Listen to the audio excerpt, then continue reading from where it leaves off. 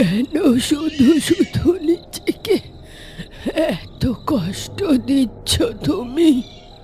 আমার শরীরের যা অবস্থা, মনে হয় না আমি আর বেশি দিন বাঁচব।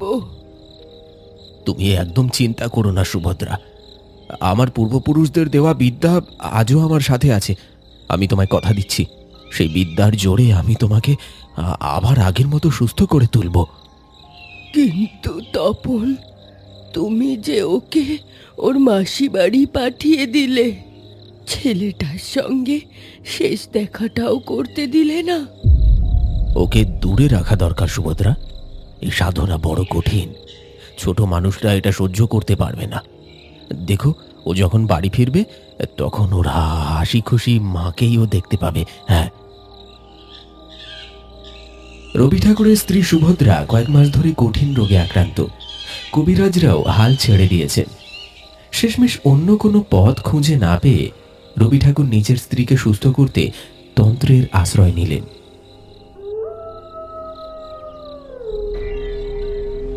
গভীর রাত। রবির বাড়ির উঠোন। রবি মুখার্জি মন্ত্র পড়ছেন। পাশে বসে তাঁর সাধন সঙ্গিনী কমলিনী। কিন্তু কমলিনীর ঠোঁটের কোণে এক কুটিল হাসি।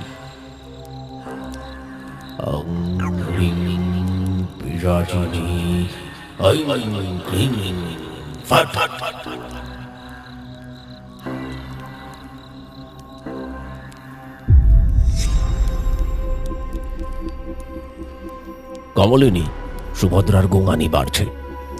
আমাদের আরো ধ্যানমগ্ন হতে হবে। ধ্যানমগ্ন হয়ে এখন কি হবে ঠাকুর? সময় তো এখন প্রাণের আহুতি দেওয়ার।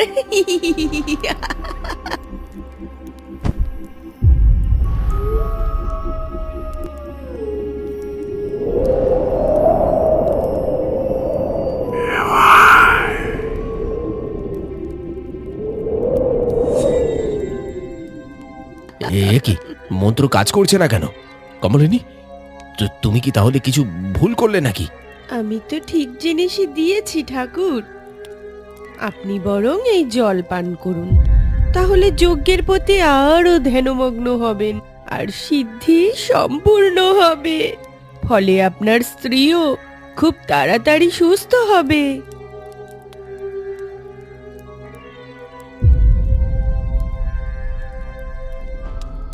রবি ঠাকুর তা পান করার সাথে সাথেই অজ্ঞান হয়ে পড়ে।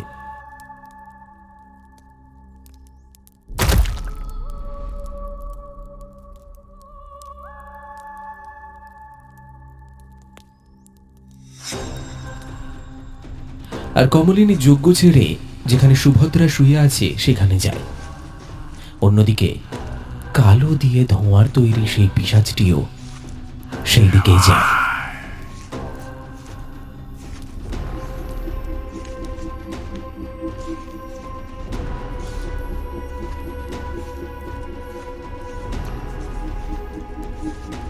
তোর আয়ু শেষ সুভদ্রা। আজ এই নিশি রাতে আমার সাধনা করা পিশাচ তোর রক্তে নিজের তৃষ্ণা মেটাবে। আর কাল সকালে রবি যখন তোর মৃতদেহ দেখবে, ও ভাববে তার ভুল মন্ত্রে তুই মরেছিস, কিন্তু আসল সত্যটা তো কেউ জানে না।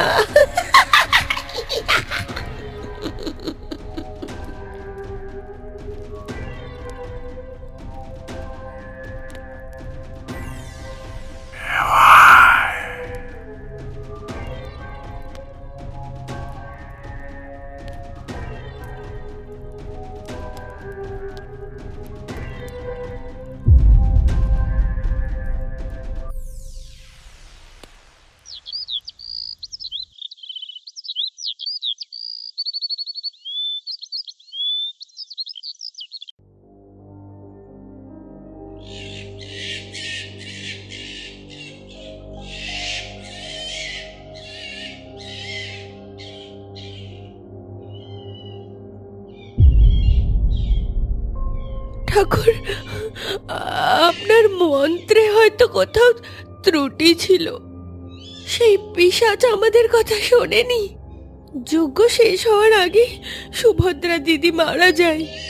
আমি শত চেষ্টা করেও তাকে ফেরাতে পারলাম না।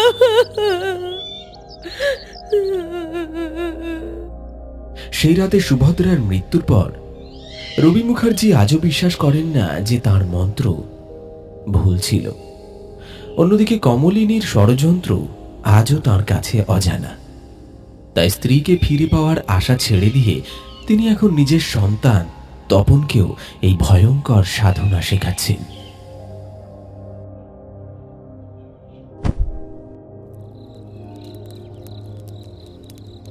তপন, এই তন্ত্র সাধনা কেবল মন্ত্রোচ্চারণ নয় রে, এ এক কঠিন তপস্যার জিনিস।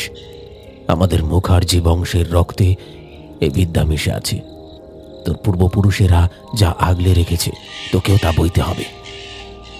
কিন্তু তোর তো এতে একদম মন নেই দেখছি। তোর মা চলে যাওয়ার পর থেকেই তুই কেমন জানি বদলে গেছিস, কেমন একটা চুপ হয়ে গেছিস। না, তোমার এই অভিশপ্ত বিদ্যা আমি শিখব না, কখনো না। যে বিদ্যা আমার মাকে আমার কাছ থেকে চিরতরে কেড়ে নিয়েছে, সেই বিদ্যাকে আমি ঘৃণা করি। তুই ভুল বুঝছিস তপন। তোর মায়ের অসুখ হয়েছিল, তার শরীরটাও একদম শুকিয়ে গিয়েছিল। কবিরাজ পর্যন্ত হাত তুলে দিয়ে বলেছিল আর কোনো আশা নেই। আমি তো তোকে বাঁচানোর জন্যই। মিথ্যা! আমি গ্রামবাসীদের মুখে সব শুনেছি। ক্ষমতার লোভে তুমি আমার মাকে পিশাচের হাতে তুলে দিয়েছ। তুমি কোনো তান্ত্রিক নও, তুমি একজন খুনি। ব্যাস, অনেক বলেছিস, আর একটা শব্দও নয়। যারা সাধনার জানে না সেই সব লোকেদের কথায় আজ তুই নিজের বাপকে খুনি বলছিস। তারা সাধনা টাধনা বোঝে না বলেই ওসব আজে বাজে কথা বলে।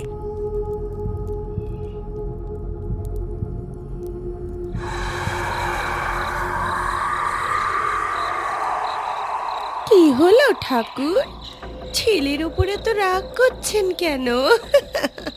এই তো, এই যে এসেছে সেই ডাইনিটা। এই মহিলার জন্যই তো মা মারা গেছে। বাবা, বাবা, তুমি একে সাথিকা বলো। এ তো এক রাক্ষসী। তপন, অনেক হয়েছে, এবার থাম। কেন চুপ করব? তুমি এক দুশ্চরিত্র মানুষ, তুমি একটা খুনি। এই ডাইনির পাল্লায় পড়ে তুমি নিজের বউ।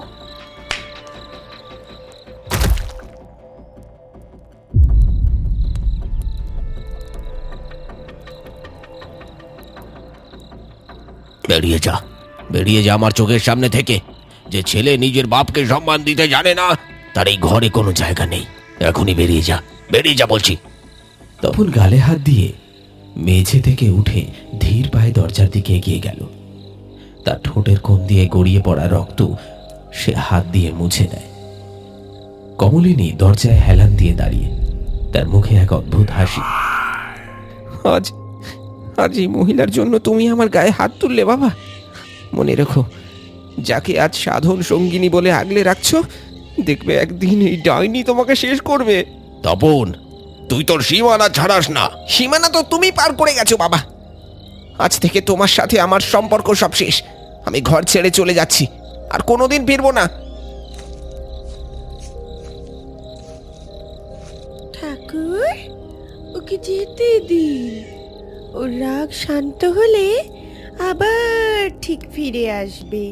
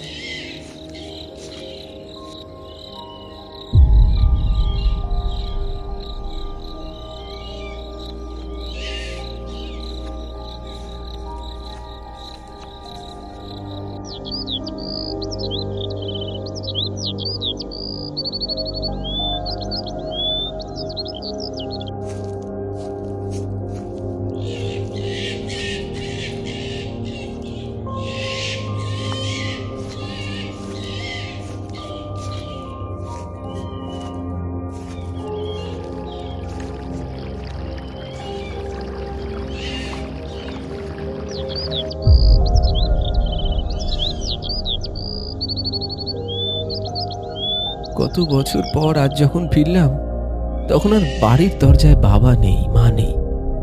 মাসির বাড়িতে খবরটা যেতেও 1 মাস লেগে গেল। বাবা নাকি হঠাৎই কোনো এক রোগে মারা গেছেন, শেষ দেখাটাও করতে পারলাম না।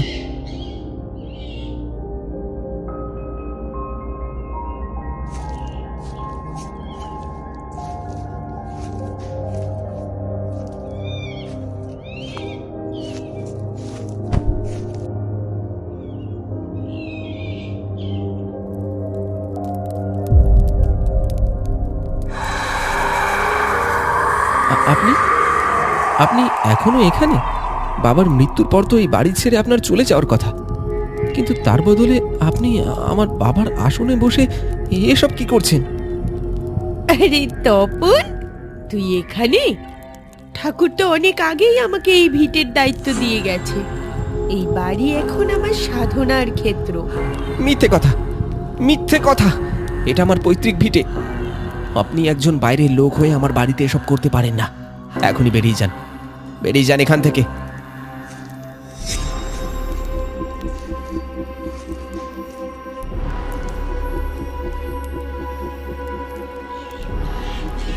আরে আরে তপন, তুই অনেক বছর পর ফিরলি বাবা, কিন্তু এসেই একই অলক্ষণে কথা বলছিস।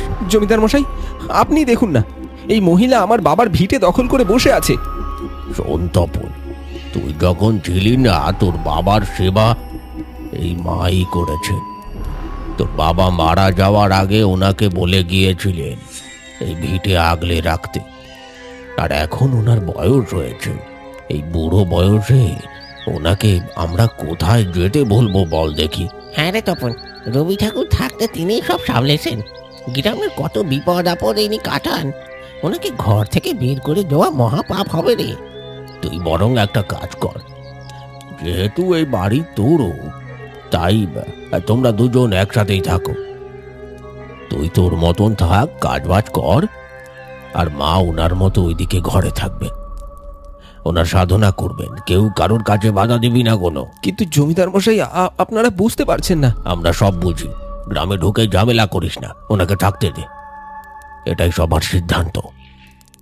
ঠিক আছে, আপনারা যখন বলছেন তাই হবে।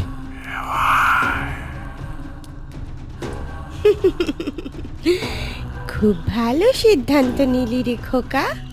যা, তুই বরং এখন তোর ঘরে গিয়ে বিশ্রাম নে। শুধু মনে রাখিস, রাত্রিবেলা পুজোর স্থানের দিকে যাবি না।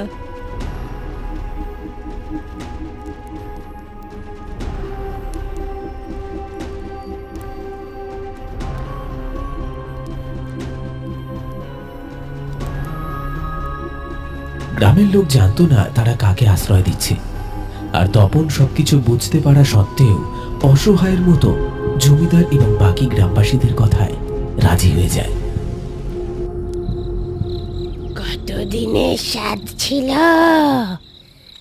এই মুখার্জি বংশের সিদ্ধি আর সম্পত্তি দখল করার, আর সেই পথের কাঁটাগুলোর মধ্যে রবি মুখার্জিকে তার সিদ্ধি দিয়েই জমির বাড়ি পাঠিয়ে দিলাম।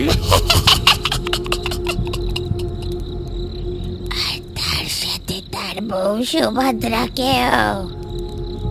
অথচ তার বোকা ছেলে আজও ভাবছে তারা অসুখে মরেছে।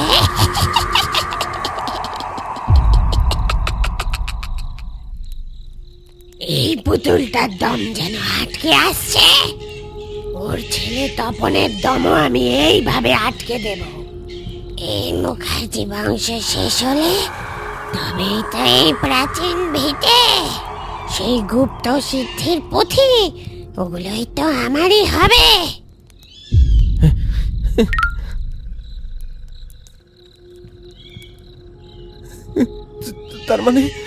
তার মানে আমি এতদিন ঠিকই ভেবেছিলাম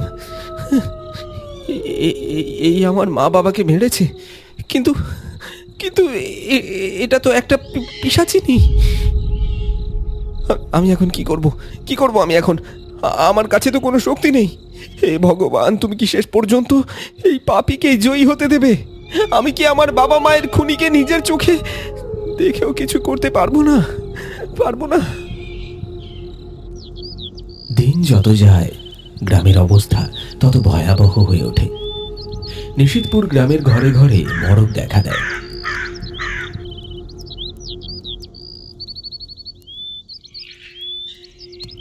ফসলের মাঠ জ্বলে খাক হয়ে যায়। দিশেহারা জমিদার মশাই দলবল নিয়ে সেই পিশাচিনী কমলিনীর কাছেই ছুটে যান। মা মা একের পর এক অমঙ্গল আমাদের শেষ করে দিচ্ছে। আপনি আমাদের শেষ ভরসা। এখন আপনি এই গ্রামকে বাঁচানোর কোনো পথ বলুন মা। সবই গ্রহের খেল জমিদার মশাই। রবি তার কিছু অতৃপ্ত বাসনা রেখে গেছে, তাই তার আত্মা শান্ত হচ্ছে না। গ্রামকে বাঁচাতে হলে কাল পূর্ণিমার রাতে গ্রামের চারিদিকে শ্মশানের ছাই ছিটিয়ে দিতে হবে। আর হ্যাঁ, কেউ যেন কাল রাত 12টার পর ঘর থেকে না বের হয়। কমলিনী আসলে চেয়েছিল শ্মশানের ছাই দিয়ে পুরো গ্রামকে এক মারণ বেষ্টনীতে আটকে ফেলতে, যাতে পূর্ণিমার রাতে তার মহা পিশাচিনী হওয়ার পথে কেউ বাধা দিতে না পারে। কিন্তু তপন এই ষড়যন্ত্রের বিষয়ে আগে থেকেই জানত। তার বাবা মায়ের খুনি এখন গোটা গ্রামকে গিলে খেতে চাইছে।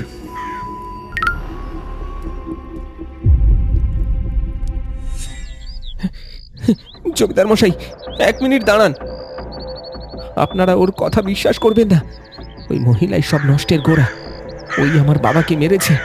আজ গ্রামে যে অলক্ষণে কাণ্ড ঘটছে তার পেছনেও এই ডাইনিটারই হাত রয়েছে। এ কি বলছিস তপন?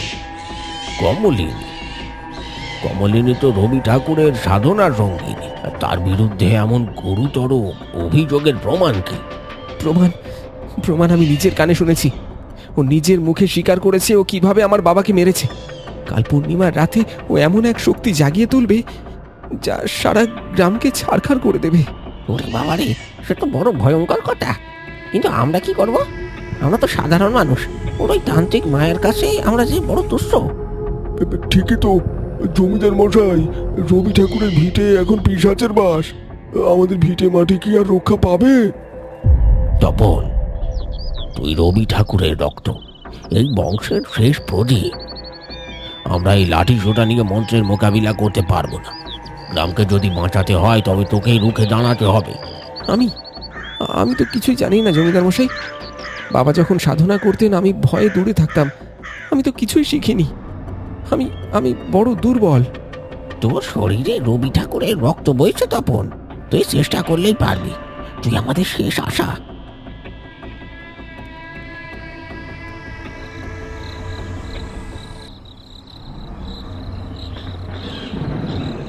তপন, জেগে ওঠ বাবা, জেগে ওঠ। তোর হাতে সময় খুব কম। তপন, জেগে বাবা? ওঠ বাবা, বাবা তুমি কোথায়? জেগে ওঠ। বিচলিত হোস না, তোর সময় খুব কম। আর শোন, আমার ঘরের পুরনো আলমারির গোপন খোপটা খোল। ওখানে একটা প্রাচীন খাঁড়া লুকোনো আছে, ওটা বের কর।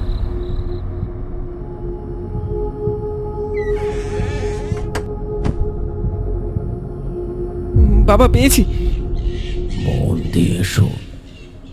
কাল পূর্ণিমার আগে কমলিনী আমার পৈতৃক পুকুরে স্নান করতে আসবে।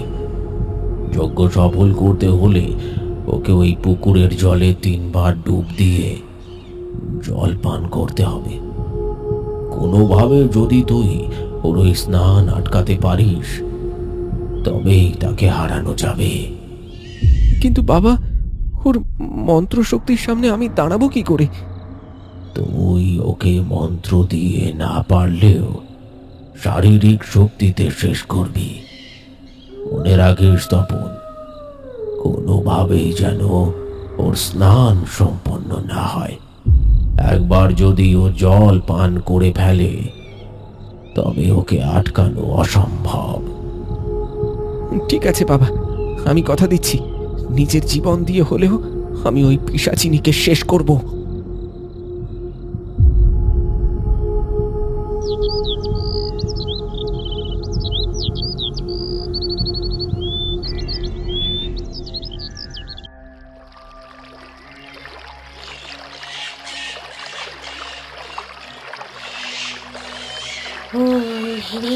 কিরে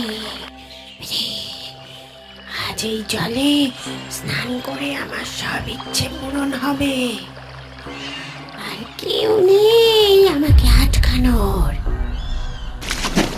প্রতিটি ডুবের সাথে সাথে কমলিনীর অহংকার বাড়ছিল। সে ভেবেছিল এই স্নান তাকে অপরাজয় করে তুলবে। কিন্তু তৃতীয় ডুব দেওয়ার জন্য সে যখন মাথা নিচু করল, তখন হঠাৎ শান্ত জল ছিঁড়ে খাঁড়া হাতে উঠে এলো তপন, আর এক নিমেষেই কমলিনীকে শেষ করে দিল। পুকুরের জল মুহূর্তেই গাঢ় লাল রক্তে মিশে রূপ নিল। দেখো সবাই দেখো, তপন ওই পিশাচিনীকে শেষ করে দিয়েছে। আজ থেকে আমাদের গ্রাম অভিশাপ মুক্ত।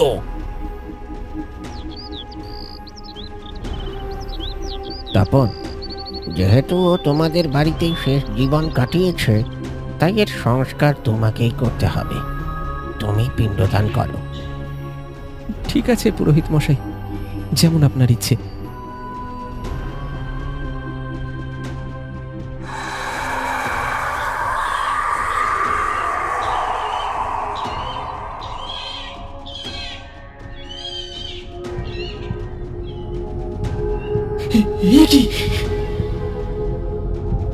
এ কি দেখলাম? এ তো মানুষের হাত নয়, এ তো সেই পিশাচিনীর হাত মনে হচ্ছে। শরীর নিয়ে তপন বেঁচে গেল ঠিকই, কিন্তু সে কি সত্যি মুক্ত, নাকি পিশাচিনী অভিশপ্ত ছায়া হয়ে তার আজীবন সঙ্গী হয়ে রইল?